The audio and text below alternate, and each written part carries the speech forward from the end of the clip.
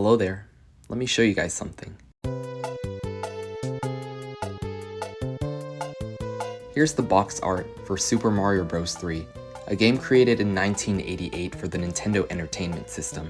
Now, this box art here is considered by many to be one of the best and most iconic video game covers of all time, despite it being a simple yet stylized drawing of Mario flying through the air all over a plain yellow background. The reason why this particular cover has stood the test of time is because of how simple yet effective it is. Here, Mario's got a happy expression on his face while freely flying through the air. It indicates that he's having fun, that you might have just as much fun when you play the game yourself. That's all the box art needs to tell you. Like I said, simple yet effective. Now, here's the box art for a newer game in the franchise, like Super Mario Galaxy, released on the Wii back in 2007. It's the same concept of Mario flying through the air with a happy expression, but there are a few differences here. Instead of a plain yellow background behind him, the art depicts him flying past a few small planets in outer space, and instead of looking up towards the sky, he's looking back at the Luma floating right next to him. There's so many little additions here that make the box art a little more complex and interesting while still conveying the idea of fun. Just like the other box art, this is an iconic cover that similarly stood the test of time.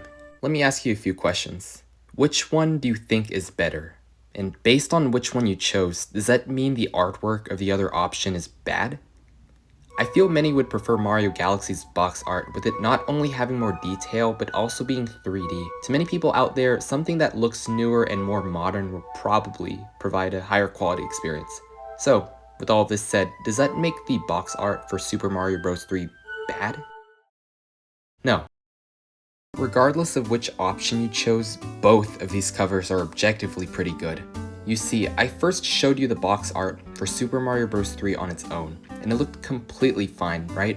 But as soon as I brought up the box art for Super Mario Galaxy, the former's artwork doesn't look as good in comparison. To me, this is the main issue with comparison. Many people tend to jump straight to a conclusion upon comparing two different things. When people favor one option over the other, they automatically assume that the other one is bad in comparison. Unfortunately, this is common when it comes to many different fields, but the one I want to focus on is art.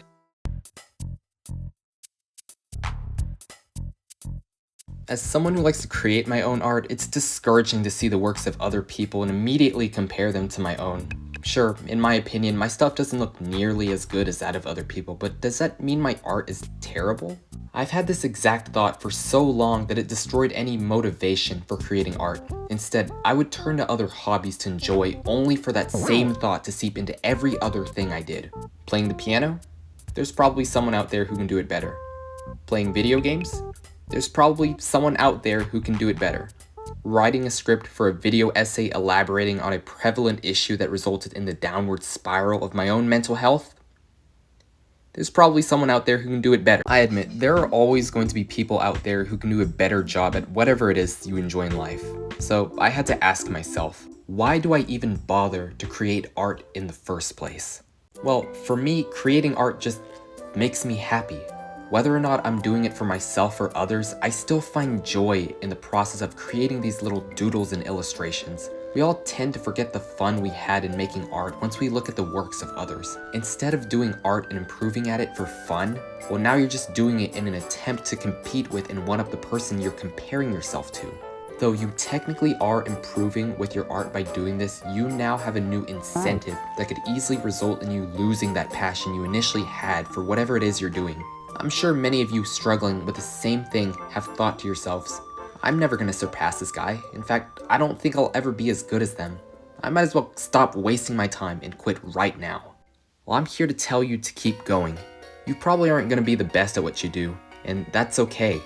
As long as you're having fun with it, that's all that matters. I understand how tempting it may be to look for shortcuts in order to get ahead of certain people, but don't even focus on that. Focus on yourself and where you are right now. Sure, this other person may reach this goal earlier than you, but are you gonna let that and that alone make you sad? Look back at yourself and keep going. You'll eventually make it to that goal yourself. Don't worry about how long it's gonna take to get there. As long as you get to the end while having fun doing so, you should be good.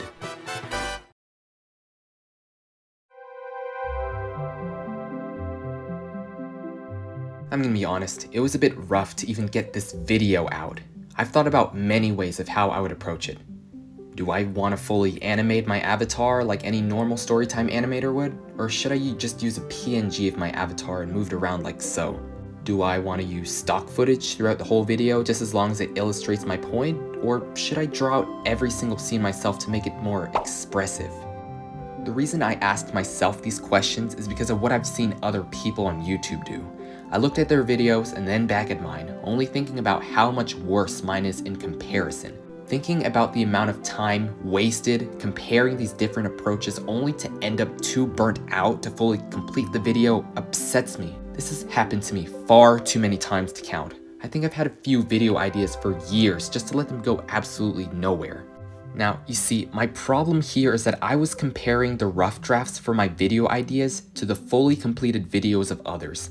Instead of seeing these ideas all the way through to the end, I gave up before I even got anywhere meaningful. I came up with the ideas because I felt passionate about the topics of these videos and enjoyed working on them, but all that went away once I saw something that I considered to be better than my own.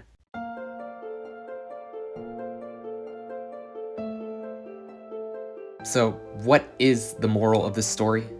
Well, just take that next step in whatever it is you're doing. Go on and finish that project you've been thinking of working on for years. Don't think about whether or not your product will be better than that of others. Do it because you like it and want to see it through to the end.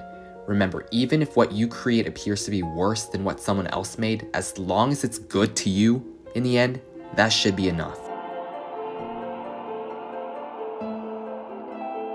Well, congrats if you made it to this point of the video.